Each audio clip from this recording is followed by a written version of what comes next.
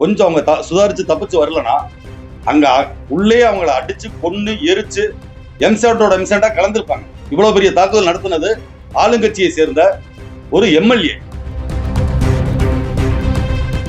கிட்டத்தட்ட ஆய்வு செஞ்சா 26 கோடி இல்லைங்க, 200 கோடிக்கு மேல பெனால்டி போடுற அளவுக்கு அங்க முறைகேடு நடந்திருக்கு. சட்டவிரோதமா கற்கள் பல மடங்கு வெட்டி எடுக்கப்பட்டு, உதாரணத்திற்கு 1A சர்வே நம்பர்ல லைசன்ஸ் இருக்குன்னா 1F 1Z வரைக்கும் எடுத்து வச்சிருக்காங்க. தப்பி தவறி திமுக அரசு அடுத்த முறை பொறுப்புக்கு வந்தால் பத்திரிகையாளர்கள் எங்கேயுமே செய்தி சேகரிக்க போக முடியாது. தப்பி தவறி போனீங்கன்னா உங்க வீட்டுக்குள்ளார போந்து பொண்டாட்டி பிள்ளைங்க முதற்கொண்டு வெட்டுவாங்க. அன்பு ஊடக நண்பர்களுக்கு வணக்கம். நேற்று ஒரு துரதிர்ஷ்டமான ஒரு நிகழ்வு நடந்துள்ளது. அதாவது நியூஸ் தமிழ் தொலைக்காட்சியின் செய்தியாளர் மற்றும் ஒளிபரப்பாளர் மற்றும் வழக்கறிஞர் என்ற 3 பேர் ஸ்ரீரங்கம் எம்எல்ஏ பழனியாண்டிக்கு சொந்தமான கரூர் மாவட்டம் குளித்தலை அருகே சிவாயம் பகுதியில் அமைந்துள்ள கிரசர் குவாரியில் வைத்து சுமார் 80க்கும் மேற்பட்ட ரவுடிகளால் கடுமையாக தாக்கப்பட்டனர். அதாவது கொஞ்சம் அவங்க சுதாரிச்சு தப்பிச்சு வரலன்னா அங்க உள்ளே அவங்கள அடிச்சு கொண்டு எரிச்சு எம்செண்டா கலந்துருப்பாங்க. சிபிஐ விசாரணை வச்சிருந்தா கூட கண்டுபிடிச்சிருக்க முடியாது. இவ்வளவு பெரிய தாக்குதல் நடத்தினது ஆளுங்கட்சியை சேர்ந்த ஒரு எம்எல்ஏ. சட்டப்பேரவை உறுப்பினர் நடத்துற வேலையா இது. அந்த குவாரிகளை ஏற்கனவே 26 கோடி பெனால்டி போட்டிருக்காங்க. உயர்நீதிமன்றம் அந்த பெனால்ட்டியை பணையத்தொகை கட்டணும்னு சொல்லியும் இன்ன வரைக்கும் அவங்க கட்டல. அது சம்பந்தமா ஆய்வு செய்ய போன போது இந்த தாக்குதல் நடந்திருக்கு. வன்மையாக கண்டிக்கத்தக்கது.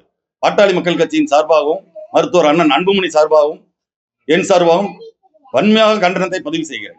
அந்த குவாரியில மாவட்ட ஆட்சியர் நேரடியாக சென்று ஆய்வு செய்ய வேண்டும். கிட்டத்தட்ட ஆய்வு செஞ்சா 26 கோடி இல்லைங்க, 200 கோடிக்கு மேல பெனால்டி போடுற அளவுக்கு அங்க முறைகேடு நடந்திருக்கு. சட்டவிரோதமா கற்கள் பல மடங்கு வெட்டி எடுக்கப்பட்டு, உதாரணத்திற்கு 1A சர்வே நம்பர்ல லைசன்ஸ் இருக்குன்னா 1F 1Z வரைக்கும் எடுத்து வச்சிருக்காங்க. அந்த அளவுக்கு முறைகேடு நடந்திருக்கு. பத்திரிகையாளர்கள் கரூர் மாவட்டத்துல தாக்குதலுக்கு உள்ளாகுவது நிறைய இடத்துல நடந்திருக்கு. கடந்த 10 நாட்களுக்கு முன்பாக கரூர் கிழக்கு ஒன்றிய செயலாளர் மணல் திருடர் முத்துக்குமார சுவாமி என்பவர் பத்திரிகையாளர்களை பொது வழியில் வைத்து அவமானப்படுத்தினார். நேற்று எம்எல்ஏ பழனியாண்டி, ஆளுங்கட்சி எம்எல்ஏ பழனியாண்டி அவர் அடியாளை வைத்து பத்திரிகையாளர்களை அடித்து துன்புறுத்தி காயப்படுத்தி, நல்ல வேளை அவர்கள் தப்பித்து வரவில்லை என்றால் செத்திருப்பார்கள். அந்த அளவுக்கு ஒரு துரதிருஷ்டவசமான நிகழ்வு நேற்று நடந்தது. இதை நாங்கள் வன்மையாக கண்டிக்கிறோம். அந்த குவாரியை உடனடியாக ஆய்வு செய்து இழுத்து மூட வேண்டும். பத்திரிகையாளரை தாக்கிய அந்த நபர்கள் இப்பொழுது தாங்கள் அடிபட்டது போல் குளித்தலை அரசு தலைமை மருத்துவமனையில் படுத்துக்கொண்டு சிகிச்சை எடுப்பது போல் நடித்துக் கொண்டிருக்கிறார்கள். அது அவர்களை உடனடியாக டிஸ்சார்ஜ் செய்து கைது செய்து குண்டர் தடுப்பு சட்டத்தின் கீழ் கைது செய்ய வேண்டும். பத்திரிகையாளர்களை பாதுகாக்க பத்திரிகையாளர் பாதுகாப்பு தனி சட்டம் சட்டப்பேரவையில் தமிழக முதல்வர் உடனடியாக இயற்ற வேண்டும். பத்திரிகையாளரை யார் தொட்டாலும் அவர்களை குண்டர் சட்டத்தில் கைது செய்வதற்காக பத்திரிகையாளர் பாதுகாப்பு தனி சட்டத்தை இயக்க வேண்டும். தப்பி தவறி திமுக அரசு அடுத்த முறை பொறுப்புக்கு வந்தால் பத்திரிகையாளர்கள் எங்கேயுமே செய்தி சேகரிக்க போக முடியாது. தப்பி தவறி போனீங்கன்னா உங்க வீட்டுக்குள்ளார போந்து பொண்டாட்டி பிள்ளைங்க முதற்கொண்டு வெட்டுவாங்க. அந்த அளவுக்கு அராஜகம் நடக்கிற ஒரு ஆட்சி அந்த திமுக ஆட்சி நடந்துட்டு இருக்கு. இதை நாங்க வன்மையா கண்டிக்கிறோம். பத்திரிகையாளரை பாதுகாக்கணும். இது சம்பந்தம் தலைமையில எங்க சின்னையா மருத்துவர் அண்ணன் அன்புமணி ராமதாஸ் இதுக்கு மறுப்பு தெரிவிச்சு, அதாவது எதிர்ப்பு தெரிவிச்சு அறிக்கை கொடுத்திருக்காரு. சின்னையாவுக்கு நான் இது சம்பந்தமா பேசியிருக்கேன். தலைமையில அனுமதி கொடுத்தா உடனடியா பத்திரிகையாளர்களே திரட்டி கலெக்டர் ஆபீஸ் முன்னாடி பாமக சார்பா நிச்சயம் போராட்டம் நடத்தும். பத்திரிகையாளர் தான் எல்லாத்துக்கும் முக்கியம், முதுகெலும்பு. அதாவது 3வது கண் என்பது பத்திரிகையாளர்கள்.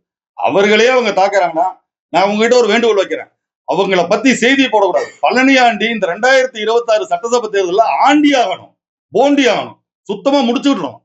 எல்லாருமே தெரிஞ்சுங்க, திமுக தப்பி தவறி வந்தால் பத்திரிகையாளர் மட்டும் இல்ல, எல்லாத்தையும் பொதுமக்கள்ல இருந்து அத்தனை பேர்த்தையும் அவங்களை எதிர்க்கிறவங்கள ரோட்ல வச்சு வெட்டுவாங்க. இது நடக்கும். அந்த மாதிரி ஒரு அராஜக காட்டாட்சி நடந்துட்டு உண்மையிலுமே பாதுகாப்பு இல்லைங்க. பத்திரிகையாளர்களே பாதுகாப்பு இல்லைன்னா பொதுமக்களுக்கு என்ன பாதுகாப்பு இருக்கு சொல்லுங்க? உங்களுக்கே பாதுகாப்பு இல்லை, நீங்க தாங்க 3வது கண், உங்களுக்கு பாதுகாப்பு இல்லை அப்படின்னா என்ன அர்த்தம்? பத்திரிகையாளரை உள்ள வச்சு அடிக்கிறாங்க, அவங்க ஒடியாருலன்னா உள்ளே கொண்டிருப்பாங்க. அப்படிங்கிறப்ப என்ன பாதுகாப்பு இருக்குங்கிறீங்க?